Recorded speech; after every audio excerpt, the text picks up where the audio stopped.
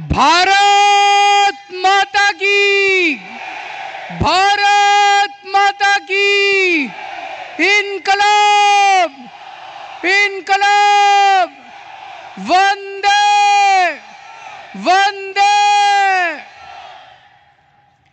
मंच पे मौजूद कांग्रेस के अध्यक्ष खड़गे साहब, असली शिवसेना के अध्यक्ष उद्धव ठाकरे जी,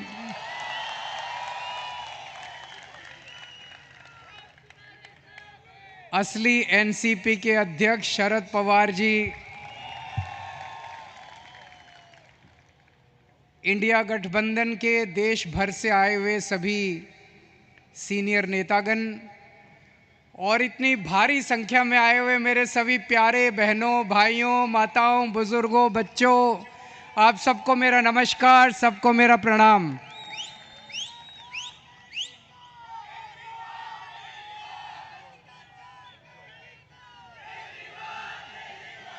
दोस्तों, आज आप लोगों के बीच में आके मुझे बहुत अच्छा लग रहा है। सीधे जेल से आ रहा हूं आप लोगों के बीच में।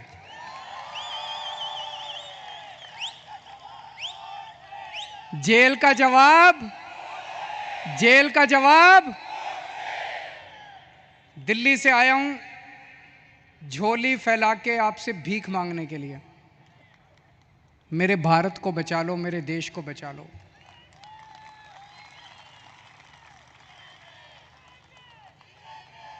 हमारे देश को प्रधानमंत्री जी तानाशाही की तरफ ले जा रहे हैं। हमारे देश को बाबा साहब अंबेडकर ने एक शानदार संविधान दिया था, जनतंत्र का। जनता चुनेगी, वोट करेगी, लोग चुने जाएंगे, वो शासन करेंगे। जिनको जनता चुनेगी वो शासन करेंगे। जनता के मुताबिक काम किए। अब धीरे धीरे धीरे धीरे प्रधानमंत्री जी ये जनतंत्र खत्म करना चाहते हैं। मेरा उदाहरण लीजिए। दिल्ली में हमें 2015 में दिल्ली में 70 सीट हैं, विधानसभा में 70 सीट हैं। 70 में से 67 सीट, 67 सीट आम आदमी पार्टी को मिली थी। 5 साल बाद चुनाव हुए 2020 में, और 2015 में 67 सीट आम आदमी पार्टी को, 3 सीट बीजेपी को। 2020 में 70 में से 62 सीट आम आदमी पार्टी को, 8 सीट बीजेपी को। तो मोदी जी ने देखा कि दिल्ली में आम आदमी पार्टी को हरा नहीं सकते, तो मोदी जी ने एक षड्यंत्र रचा, एक फर्जी केस बनाया। उसमें मनीष सिसोदिया को, सतिंदर जैन को, सबको उसमें गिरफ्तार किया और फिर मुझे गिरफ्तार कर लिया। अगर हरा नहीं सकते तो गिरफ्तार कर लो। उन्हें लगा कि गिरफ्तार करेंगे तो केजरीवाल को इस्तीफा देना पड़ेगा, लेकिन केजरीवाल ने तय किया सरकार जेल से चलाएंगे। मैंने इस्तीफा नहीं दिया, सरकार जेल से चलाएंगे। अगर मोदी जी जनतंत्र को जेल में कैद करेंगे तो हम जनतंत्र को जेल से चला के दिखाएंगे।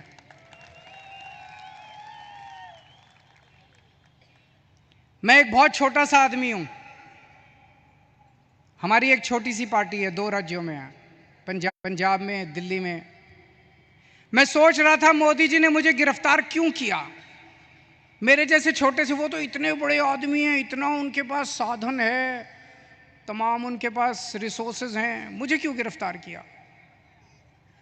मुझे गिरफ्तार किया क्योंकि दिल्ली के गरीब बच्चों के लिए मैंने अच्छी शिक्षा का इंतजाम किया।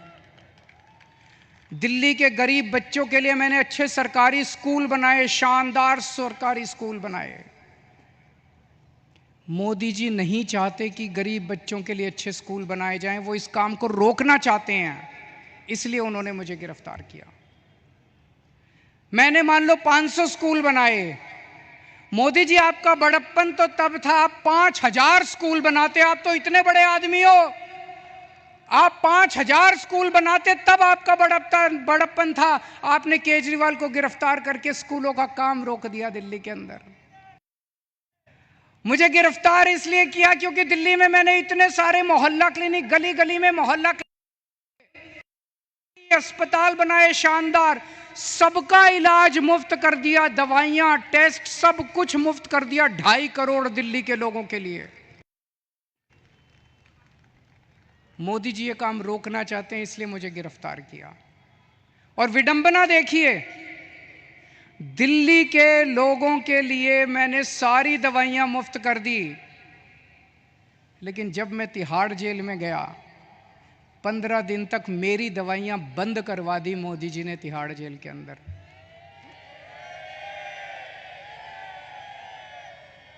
मैं शुगर का मरीज हूं 20 साल से, और 10 साल से इंजेक्शन ले रहा हूं इंसुलिन के। रोज 4 इंजेक्शन लगते हैं मेरे को इंसुलिन के, 52 यूनिट इंसुलिन लेता हूं रोज।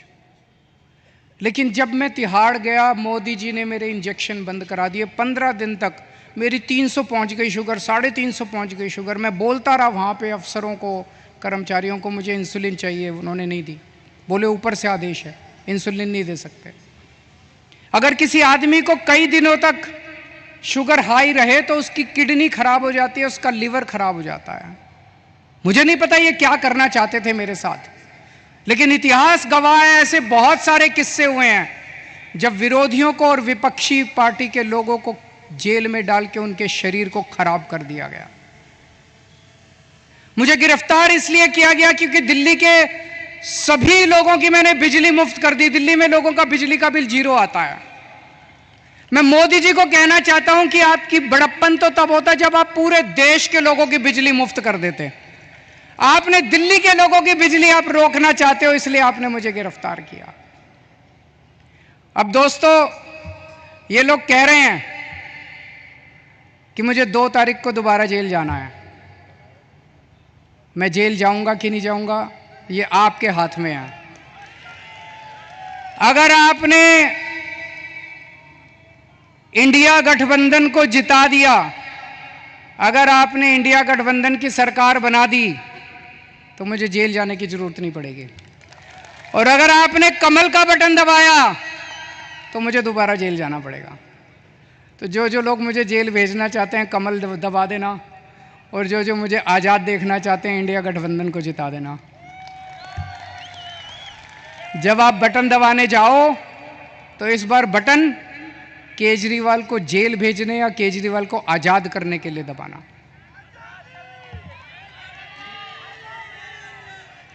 रशिया का नाम सुना है? Russia, Putin.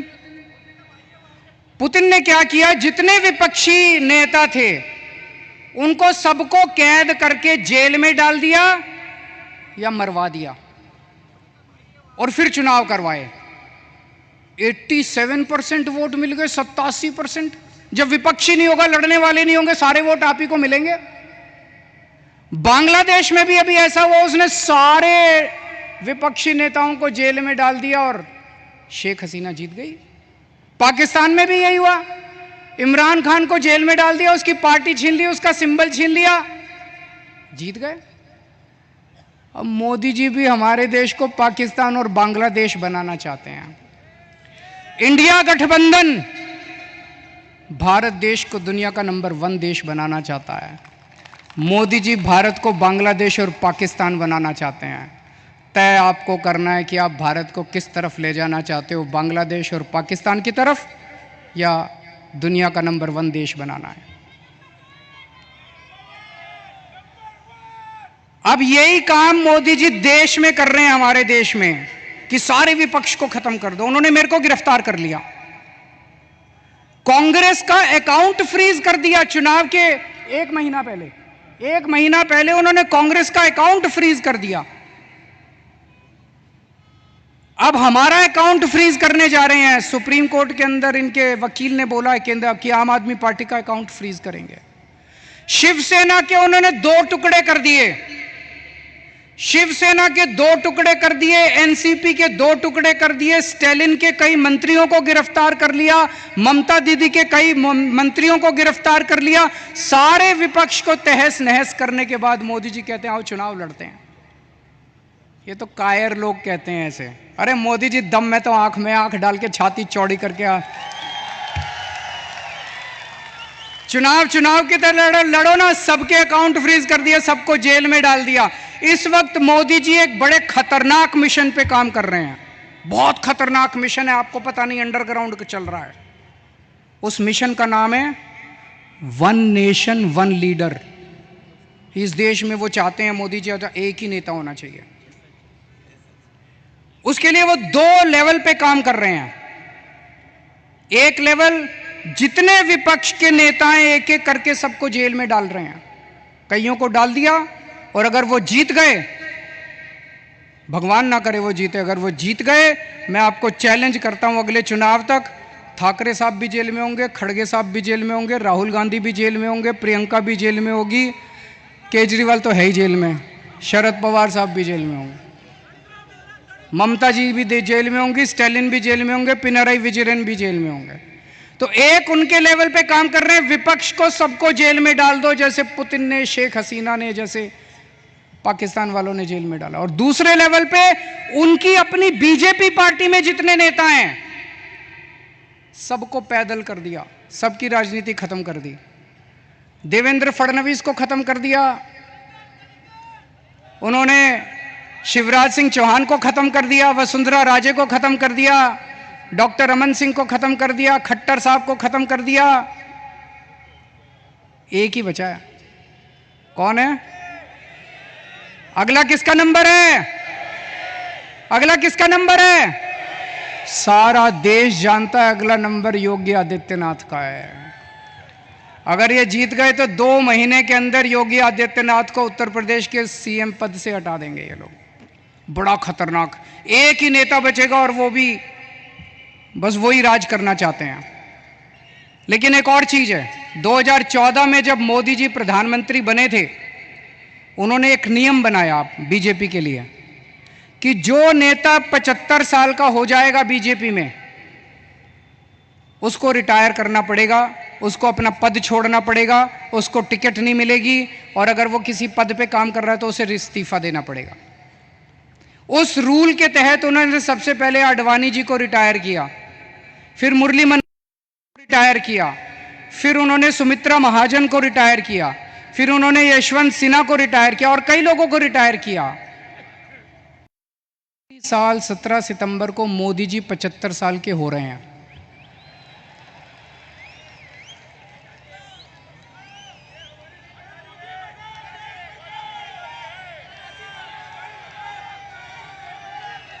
और मोदी जी ने तय किया है वो अपने बाद अमित शाह को प्रधानमंत्री बनाएंगे। मोदी जी ने तय किया है वो अपने बाद अमित शाह को तो इस बार मोदी जी अपने लिए वोट नहीं मांग रहे, अमित शाह के लिए वोट मांग रहे हैं। अमित शाह को प्रधानमंत्री बनाने के लिए वोट मांग रहे हैं। आप अपने आसपास जितने बीजेपी के सपोर्टर हैं, बीजेपी के वोटर हैं, बीजेपी के भक्त हैं, उनको बोलना अगर वो वोट डालने जाएं, ये सोच के जाएं कि वो अमित शाह के लिए वोट दे रहे हैं, मोदी जी के लिए वोट नहीं दे रहे। आंख बंद कर लें और सोचें कि मोदी जी की बजाय अमित शाह प्रधानमंत्री बनने वाले। और उसमें भी जितने पिछले 2 साल से इस पे काम कर रहे हैं मोदी जी, जितने नेता थे बड़े छोटे बीजेपी के अंदर, सबको खत्म कर दिया। शिवराज सिंह चौहान को, वसुंधरा राजे को, डॉक्टर रमन सिंह, योगी आदित्यनाथ को 2 महीने में हटा देंगे ताकि रास्ता साफ हो जाए, अमित शाह बचे केवल। ये बात मैंने जेल से निकलने के अगले दिन प्रेस कॉन्फ्रेंस करके कही थी। जैसे ही मैंने कहा, सबसे पहले अमित शाह बोले नहीं नहीं मोदी जी रहेंगे हमारे 5 साल प्रधानमंत्री, मोदी जी रहेंगे। उसके बाद एक के बाद एक ही दिन में 24 घंटे में इतने नेताओं ने कहा मोदी जी रहेंगे प्रधानमंत्री, मोदी जी। मोदी जी ने नहीं कहा, मोदी जी देश के सामने कह दे कि वो रूल तो मैंने आडवाणी जी से छुटकारा पाने के लिए बनाया था, मैं तो रहूंगा। या तो मोदी जी कह दे भाई मैं तो रहूंगा, पर अप्लाई नहीं होता, ये तो मैंने आडवाणी जी की राजनीति खत्म करने के लिए बनाया था, उनको रास्ते से हटाने। लेकिन अभी तक मोदी जी नहीं बोले। इसका मतलब मोदी जी रिटायर करेंगे और यूपी के मुख्यमंत्री को हटाया जाएगा। मैं देख रहा हूं महाराष्ट्र में इन दिनों कुछ ज़्यादा ही चक्कर लगा रहे हैं मोदी जी। अभी थोड़े दिन पहले आए, इतनी गंदी गालियां देते हैं वो। प्रधानमंत्री को ये शोभा नहीं देता। वो पवार साहब के लिए बोले भटकती आत्मा। ये शोभा देता है प्रधानमंत्री जैसे व्यक्ति को? शरद पवार जी की इतने सीनियर नेता हैं देश के, आपकी उनसे वैचारिक भिन्नता हो सकती है, अलग अलग पार्टी में हो सकते हैं, लेकिन थोड़ी सी इज्जत तो रखिए। 84 साल की उम्र है शरद पवार जी की, मोदी जी की 74 साल की उम्र है, 10 साल बड़े हैं उनसे, और उनको कहते हैं भटकती आत्मा। ये तो सड़क छाप बात है। वो उद्धव ठाकरे जी को कहते हैं, क्या बोले उद्धव ठाकरे जी को? नकली संतान। उद्धव ठाकरे जी को कहते हैं नकली संतान। ये कोई भाषा है प्रधानमंत्री की? इस तरह से बोलते हैं प्रधानमंत्री?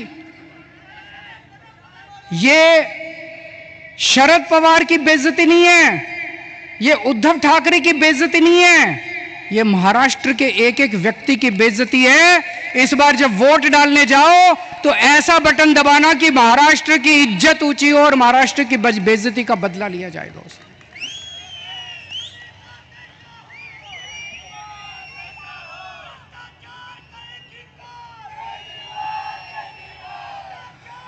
मेरे को इन्होंने 21 दिन की मोहलत दी है सुप्रीम कोर्ट ने। मुझे उम्मीद नहीं थी कि मैं जेल से बाहर आऊंगा इतनी जल्दी, लेकिन बजरंगबली की कृपा है मेरे ऊपर। बजरंगबली की कृपा है। अचानक एक दिन मैं सेल में बैठा था, मेरा 25 नंबर सेल है, जेल नंबर, अब दोबारा जाना है मुझे, आप लोग मुझे चिट्ठी लिख सकते हैं जेल में। Cell number 25, jail number 2, Tihar jail. और मेरे सेल में 2-2 सीसीटीवी कैमरे लगा दिए मोदी जी ने। 2 सीसीटीवी कैमरे हैं, 24 घंटे मेरी मॉनिटरिंग होती है। 13 अफसर बिठा रखे हैं, एक एक अफसर के पास 2-2 टीवी स्क्रीन है जिस पे मैं कितने बजे उठता हूँ, बाथरूम कितने बजे जाता हूँ, कितनी देर टॉयलेट करता हूँ, खाना खाता हूँ, टीवी देखता हूँ, किताब पढ़ता हूँ, क्या करता हूँ क्या नहीं करता। आप सोच के देखो, अगर आपको ये पता चले कि 24 घंटे आपके हर मूवमेंट को कोई मॉनिटर कर रहा है, जीना मुश्किल हो जाता है। और 2 टीवी स्क्रीन प्रधानमंत्री जी के अपने दफ्तर में लगे हुए, 24 घंटे मोदी जी मेरे को देखते हैं कि मैं क्या कर रहा हूं।